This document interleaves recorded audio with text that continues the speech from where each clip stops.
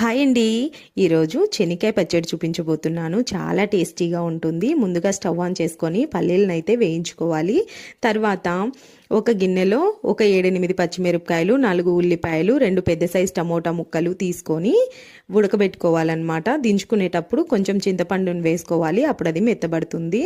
ఇప్పుడు ముందుగా మిక్సీ జార్లో పొట్టు తీసిన పల్లీలను వేసుకొని ఒక రౌండ్ ఆడించుకున్న తర్వాత పచ్చిమిరపకాయలు, టమోటాలు, చింతపండు, కొంచెం కొత్తిమీర, కొన్ని నీళ్లు వేసుకొని ఒక 2 రౌండ్లు అలా ఆడించాము అంటే మనము రోట్లో దంచుకున్న చట్నీ లాగే ఉంటుంది. చట్నీ అయితే చాలా టేస్టీగా ఉంటుంది.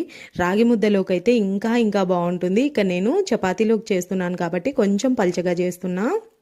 ఇప్పుడు లాస్ట్లో పెట్టుకున్న ఉల్లిపాయలను ఇలా ఒత్తుకొని తీసుకున్నామంటే నములుకొని తినేటప్పుడు చాలా టేస్టీగా ఉంటుందండి. చపాతీలోకి ఇలా కొత్తిమీర కలిపిన శనక్కాయల చట్నీ వేసుకొని తింటూ ఉంటే చాలా టేస్టీగా ఉంటుంది. వీడియో నచ్చితే చిన్న లైక్ ఇచ్చి సబ్స్క్రైబ్